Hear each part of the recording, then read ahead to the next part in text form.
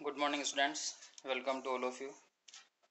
आज हम पढ़ेंगे सेकंड लेसन हमारा सिंधु घाटी की कलाएं, इंडस वैली सिविलाइजेशन की आर्ट की उस समय जो कला थी उसके बारे में। इससे पहले हमने जो फर्स्ट लेसन पढ़ा उसके बारे में हम बात कर लेते हैं। फर्स्ट लेसन था हमारा प्री हिस्टोरिक आर्ट से रिलेटेड था और उसका अभी तक जिसने भी होमवर्क नहीं भेजा हो वो होमवर्क करके जल्दी से उसके फ़ोटोज़ लेकर के भेज दें, क्योंकि अगर आप उसके फ़ोटोज़ नहीं भेजेंगे तो इस वीक में जो 4 क्लास होनी है उसकी अटेंडेंस नहीं लगेगी। तो आज सभी पक्के से उसका होमवर्क भेज दें। और ये जो सिंधु घाटी सभ्यता हैं इसका समय था ईसा पूर्व तीसरी सहस्त्राब्दी, यानी कि जब ईसा का जन्म हुआ उससे 3000 साल पहले। तो लास्ट जब हमने बात करी थी उसमें और इसमें क्या डिफरेंस है समय में, हम एक बार वो जान लेते हैं। और जो हमने उसमें समय का जो डिवाइडेशन किया था उसमें ये सिंधु घाटी सभ्यताएं हमें कहाँ स्थित हमें मिलेगी उसकी हम बात करते हैं। लास्ट टाइम हमने बात करी थी प्री हिस्टोरिक एज की। तो प्री हिस्टोरिक एज या अभी तक का जो समय था उसको हमने डिवाइड किया था prehistoric age, protohistoric age and historic age. तो जो ये हमारा लेसन है ये हम पढ़ेंगे, ये इसमें स्थित है प्री हिस्टोरिक एज में, जिसकी हमने बात करी थी प्रोटो हिस्टोरिक एज में। तो प्रोटो हिस्टोरिक जो एज है उस समय हमने उसकी बात करी थी कि ये प्रोटो हिस्टोरिक एज क्या था या इसकी क्या स्पेशलिटी थी। तो इसकी स्पेशलिटी थी कि इस समय हमें रिटर्न एविडेंस या कुछ लिखित सामग्री या लिपि मिली तो है, बट उसे हमने अभी तक पढ़ा नहीं है, हम उसको पढ़ नहीं पाएंगे उस समय के लोगों ने वो क्या लिखा था। और इससे पहले जो हमारा फर्स्ट लेसन था वो था प्री हिस्टोरिक एज। उस समय हमें कोई भी रिटर्न एविडेंस उस समय नहीं मिला है उस समय का। और ये जो प्रोटो हिस्टोरिक एज हम अभी पढ़ेंगे इन दोनों में सिर्फ ये डिफरेंस है कि उस समय कोई रिटर्न एविडेंस नहीं मिला था और इस समय हमें काफ़ी रिटर्न एविडेंस या लिखित साक्ष्य या लिपि जो उस समय के लोग लिखते थे या उसका प्रयोग करते थे वो हमें मिली है, लेकिन हम उसको पढ़ नहीं पाए हैं। तो इस समय को कहते हैं प्रोटो हिस्टोरिक एज या आद्यैतिहासिक काल। ठीक है, तो आइए हम पढ़ते हैं इसके बारे में। प्रोटो हिस्टोरिक एज यानी सिंधु घाटी सभ्यता या इंडस वैली सिविलाइजेशन।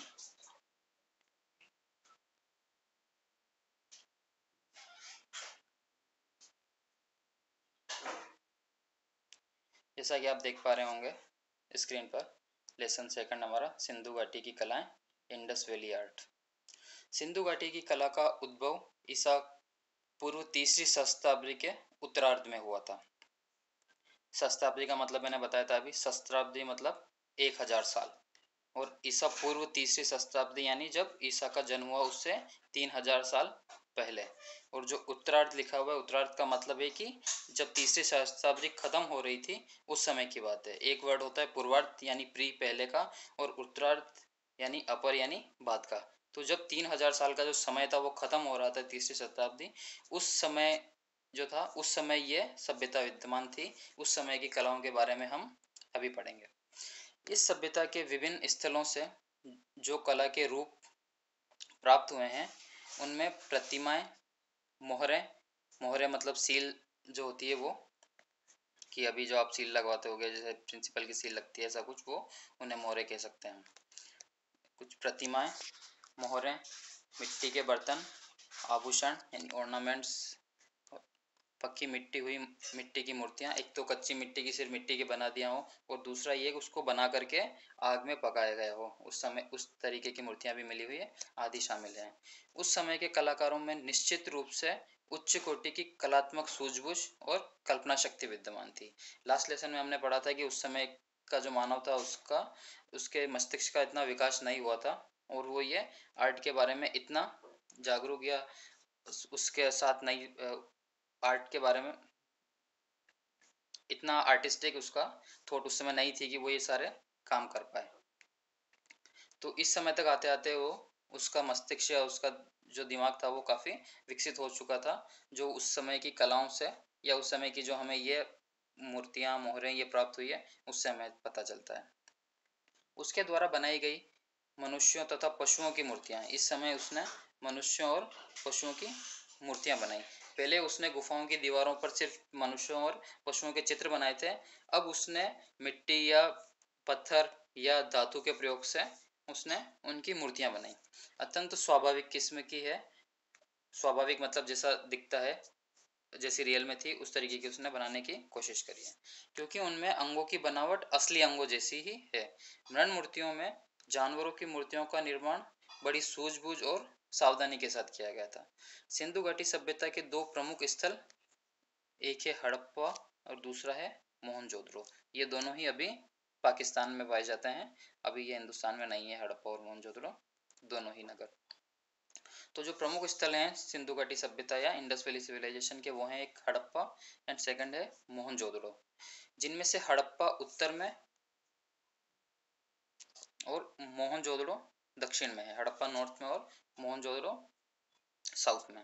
सिंधु नदी के तट पर बसे हुए हैं। सिंधु जो नदी है, इसीलिए इसका नाम इंडस वैली या सिंधु घाटी सभ्यता है, क्योंकि वहाँ सिंधु नदी जाती थी और ये उसके आसपास बसे हुए हैं। जैसे हमने लास्ट टाइम जो बात करी थी कि उस समय का मानव जब वो पशुपालन करने लगा और जब उसको पशुओं को खिलाने या उनका भरण पोषण के लिए जब मतलब कि इनकी वनस्पति की जरूरत पड़ने लगी, तो उसके लिए उसे मैदानी भागों में आना पड़ा और कृषि के लिए, फिर बाद में वो कृषि करने लगा और कृषि के लिए पानी की जरूरत होती है, तो फिर वो नदियों के किनारे बस गया।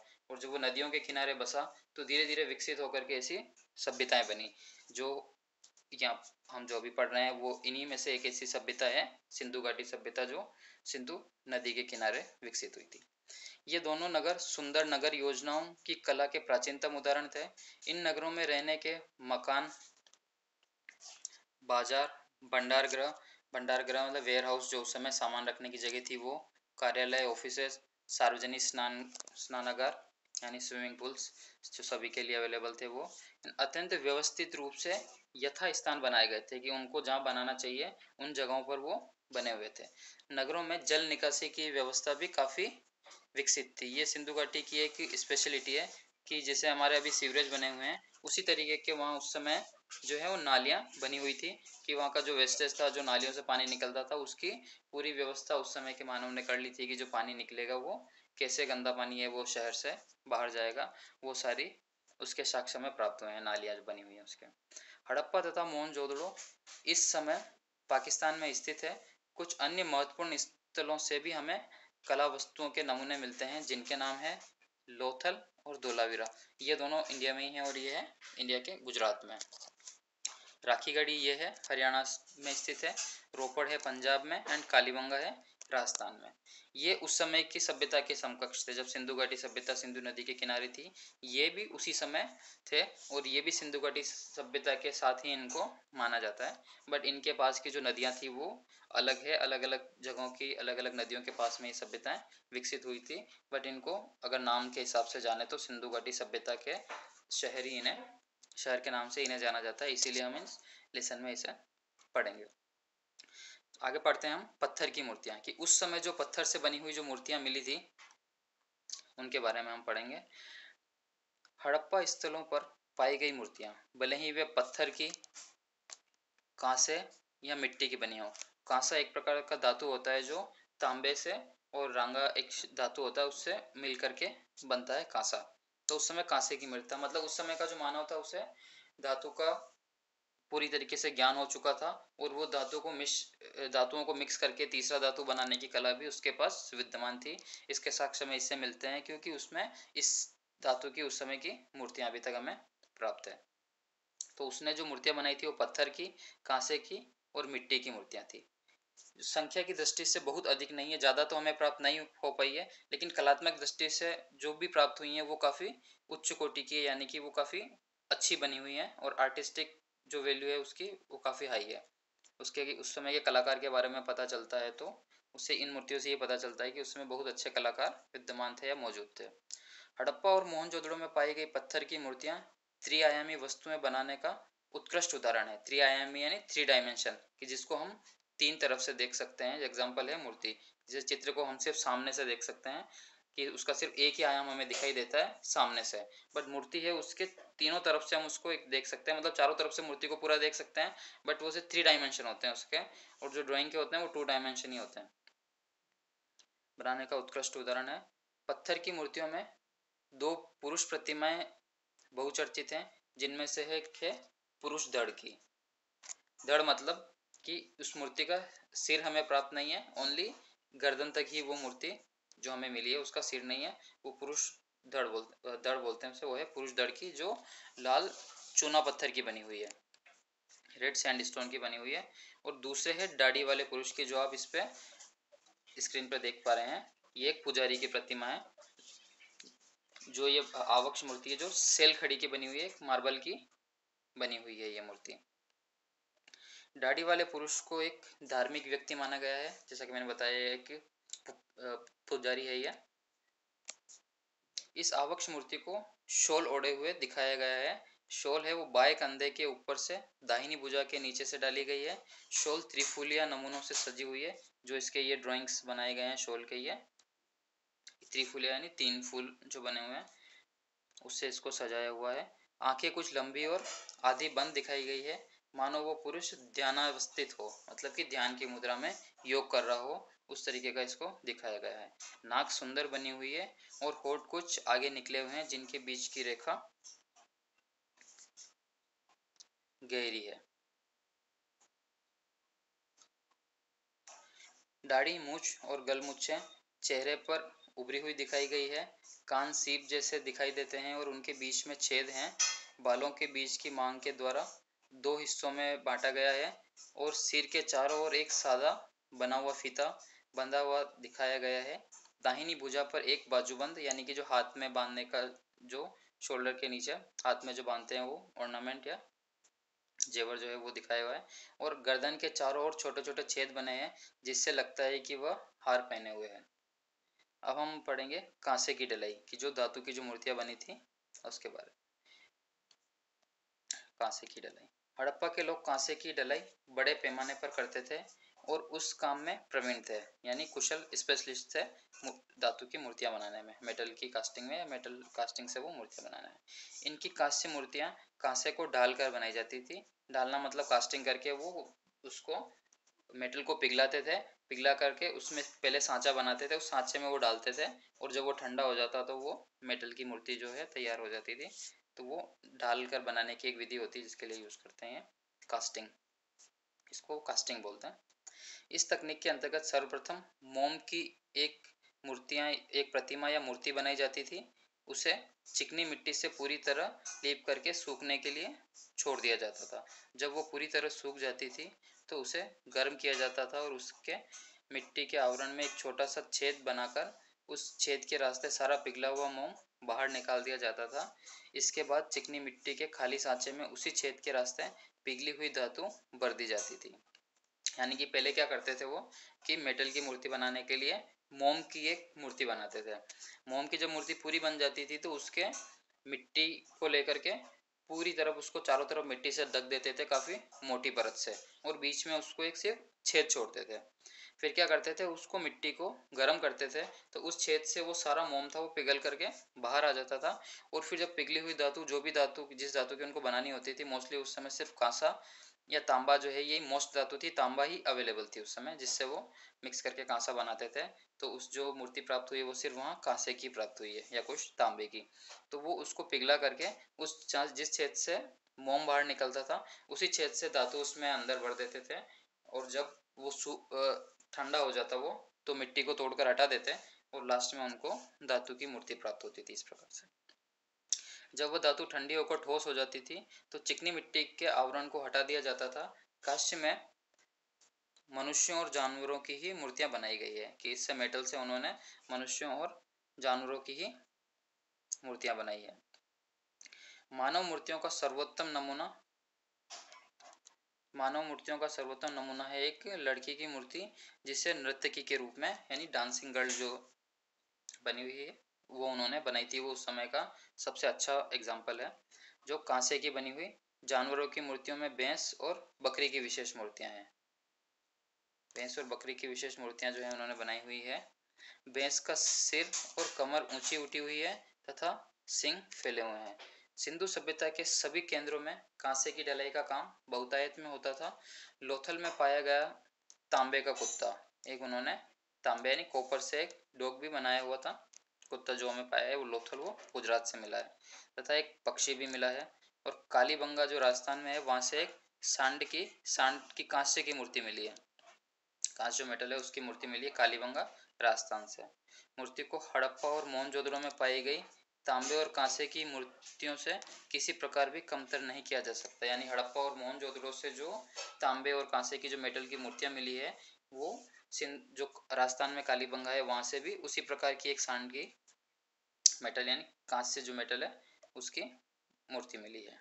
ये जो आप देख पा रहे हैं ये है कि मिट्टी की बनी हुई आकृति है।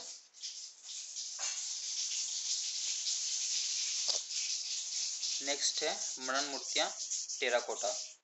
मृण मूर्तियां यानी मिट्टी की बनी हुई मूर्तियां जिसे टेराकोटा भी बोलते हैं। अब इसके बारे में पढ़ेंगे। मृण मूर्तियां टेराकोटा। सिंधु घाटी के लोग मिट्टी की मूर्तियां भी बनाते थे लेकिन वे पत्थर और कांसे की मूर्तियां जितनी बढ़िया नहीं होती थी।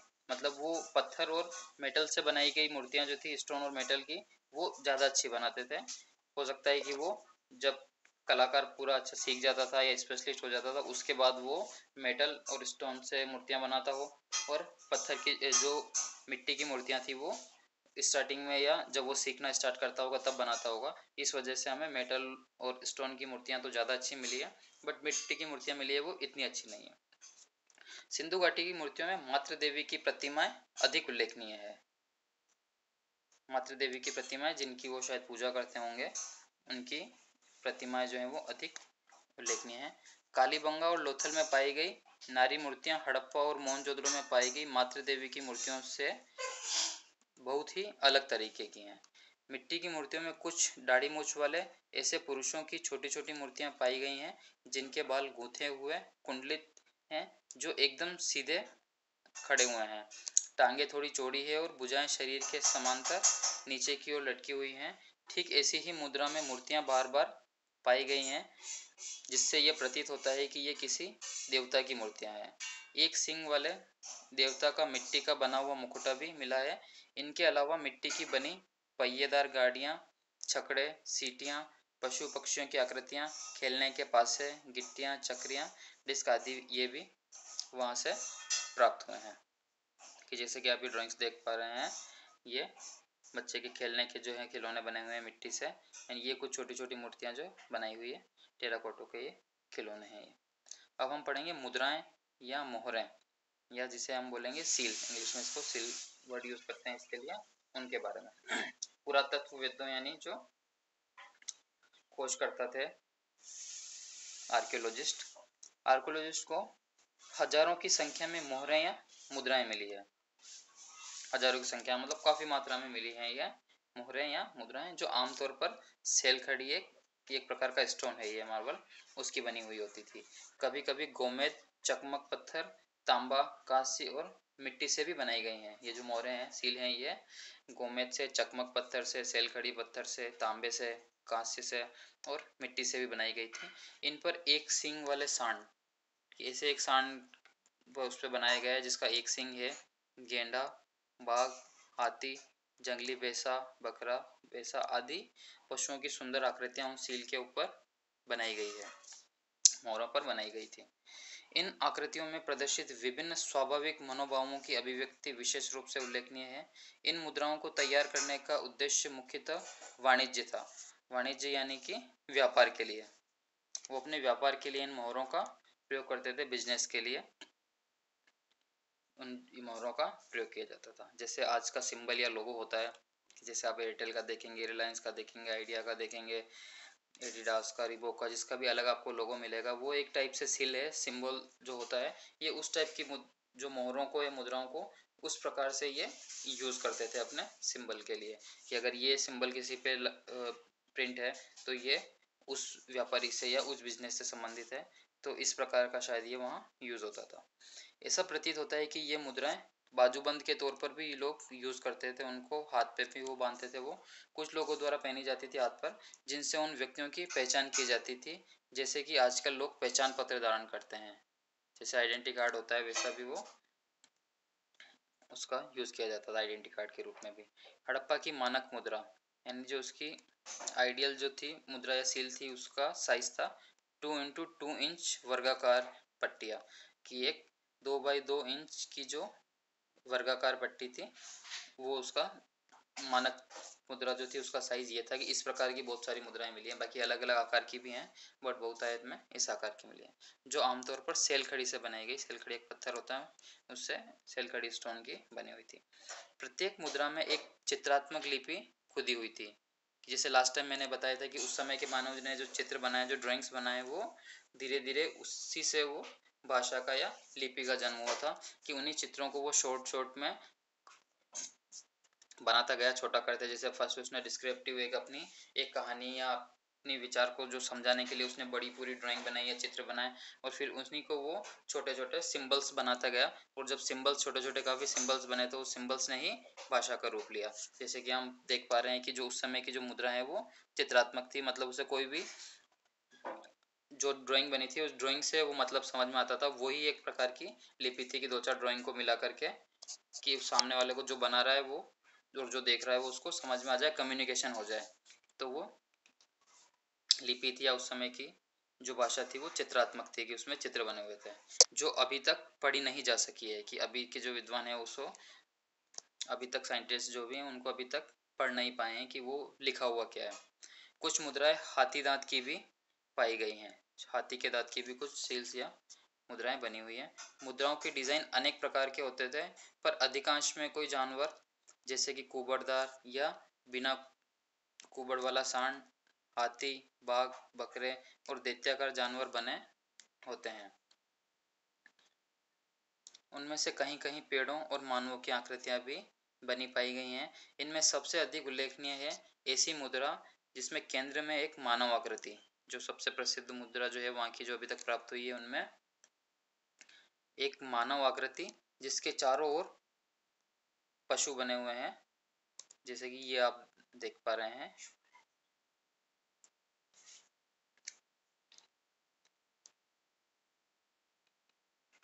जैसे कि ये आपने देखा नीचे, ये है पशुपति की मोहर के बीच में ये सिंह वाला एक मनुष्य की आकृति बनी हुई है, और इसके चारों तरफ पशु बने हुए हैं। नीचे भी आप देख पाएंगे, यहाँ भी ये पशु बने हुए हैं, यहाँ पर भी पशु बना हुआ है, इधर ये बाघ बना हुआ है, ऊपर हाथी है, इधर हिरण है, और ये बीच में जो है वो एक मानव की आकृति है।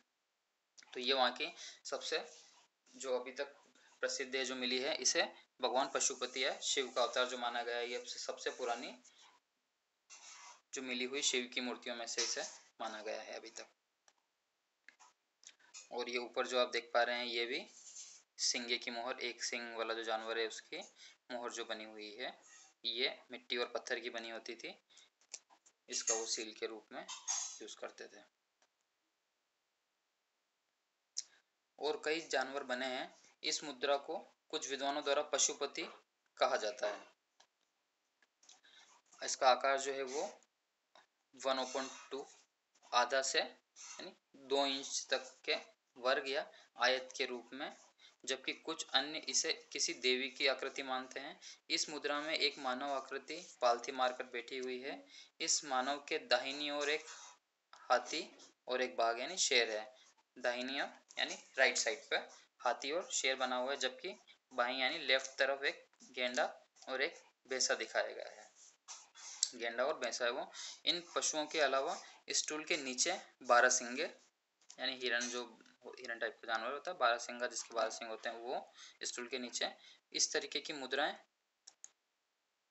2500 से 1900 ईसा पूर्व की हैं, यानी कि ईसा या क्राइस्ट के जन्म से 2500 वर्ष पूर्व से लेकर के 1900 वर्ष पूर्व तक की बनी हुई प्राप्त हुई हैं। ये सिंधु घाटी के प्राचीन नगर मोहनजोदड़ो जैसे अनेक पुरा स्थलों पर बड़ी संख्या में पाई गई हैं। इनकी सतहों पर मानव और पशु आकृतियां उत्कीर्ण है, यानी खोदकर उस पर बनाई गई है इनके ऊपर। इन मुद्राओं के अलावा तांबे की वर्गाकार, ये मेटल की भी प्राप्त हुई हैं, या आयताकार पट्टियां टेबलेट पाई गई हैं कि यह पत्थर और मिट्टी की हमने देखी। और इसके अलावा जो मेटल की बनी हुई मोहरें भी हैं, जिनमें एक मानव आकृति और दूसरी और कोई अभिलेख अथवा दोनों ओर ही कोई अभिलेख है। अभिलेख यानी लिखा हुआ, लिखित साक्ष्य जो है वो मिला है। कि यहाँ हम देख पा रहे हैं कि इसमें सिर्फ ड्राइंग है, मतलब कि ये सिर्फ मनुष्य की या पशुओं की जो आकृतियाँ बनी हुई है, बट वो जो बनी हुई है उसके ऊपर आकृति भी है और साथ में कुछ रिटन मैटर, कुछ रिटन में लिखा हुआ भी है जिसको हम अभी तक पढ़ नहीं पाए हैं। वो चीज़ भी इनमें मेटल वाले में लिखित में भी मिला है हमें लिखा हुआ। इन पट्टियों पर आकृतियाँ और अभिलेख किसी नोकदार औजार छेनी से सावधानी पूर्वक काट कर अंकित किए गए हैं, यानी उसको खोद खोद के यानी उकेर कर उनको बनाया गया है। ऐसा प्रतीत होता है कि ये ताम्र पट्टियां बाजूबंद की तरह भुजा पर बांधी जाती थी। मुद्राओं पर अंकित अभिलेख हर मामले में अलग किस्म के होते थे, यानी कि जो एक में मिले हैं वो किसी दूसरी मुद्रा में नहीं मिले हैं, कि वो सभी में अलग अलग थे। मगर इन ताम्र पट्टियों पर अंकित अभिलेख इन पशुओं से ही संबंधित है, कि ये जो पशुओं की जो मूर्तियां जो उस पर मिली थी उससे ही संबंधित ये अभिलेख थे जो उन पर चित्रित किए गए थे। कि उस जो हमने ये सारी सील्स या मुद्राएं जो देखी है इन पर कुछ जो मेटल वाली थी उनमें कुछ लिखित साक्ष्य भी थे, लिखे हुआ मैटर भी था। तो वो जो संबंधित था वो जो पशुओं की जो आकृतियां बनी हुई है उससे संबंधित था, बट उसको पढ़ नहीं पाए हैं अभी तक। तो आज हम इस क्लास में इतना ही पढ़ेंगे। नेक्स्ट का जो है हम वो नेक्स्ट वाली क्लास में लेंगे।